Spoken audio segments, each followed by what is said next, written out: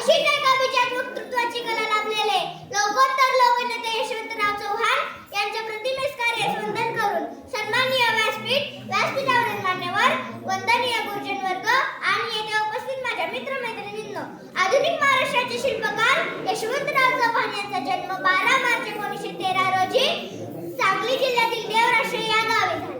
त्यांच्या आईचे नाव विठाबाई व वडिलांचे नाव बळवंतराव होते. त्यांचे वडील त्यांच्या लहानपणीच होते, म्हणून त्यांची आई विठाबाई व त्यांचे बंधू ज्ञानदेव यांनी कष्ट करून यशवंतरावांना शिक्षण दिले. यशवंतरावांचे प्राथमिक शिक्षण कराड येथे झाले. त्यांचे उच्च शिक्षण कोल्हापूर व पुणे येथे घेतले आणि BA LLB झाले. यशवंतराव लहानाचे मोठे होत असताना ते राजकारणातही सक्रिय होते. 1942 मध्ये स्वातंत्र्य लढ्यात भूमिगत होऊन त्यांनी कार्य केले.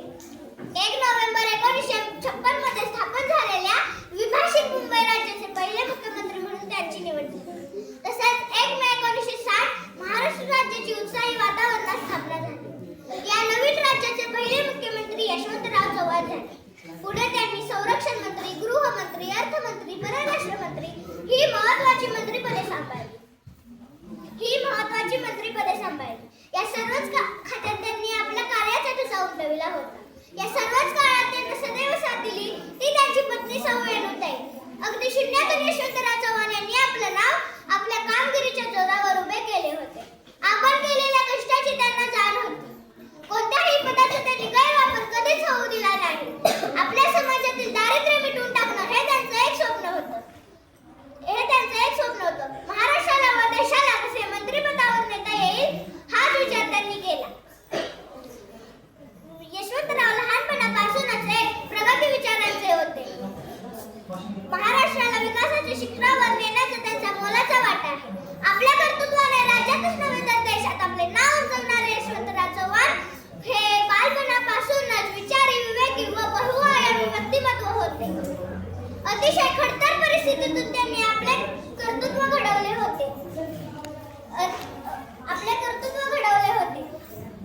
गरिबी म्हणजे काय, संघर्ष म्हणजे काय हे त्यांनी लहानपणापासूनच अनुभवले होते.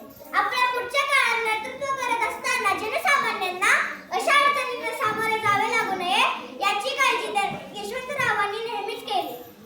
25 नोव्हेंबर 1984 रोजी त्यांचे निधन झाले. महाराष्ट्राच्या विकासासाठी यशवंतराव चव्हाण यांनी घेतलेली मेहनत खूप मोलाची आहे. परंतु आज जी महाराष्ट्राची स्थिती आहे त्यानुसार पुन्हा एकदा यशवंतराव चव्हाण यांच्यासारखं व्यक्तिमत्व घडावं ही इच्छा संपूर्ण महाराष्ट्र करत आहे. आज खरं तर यशवंतराव चव्हाण यांच्यासारखं चारित्र्य संपन्न व्यक्तिमत्वाची संपूर्ण महाराष्ट्राला गरज आहे. म्हणून शेवटी एवढंच म्हणेन की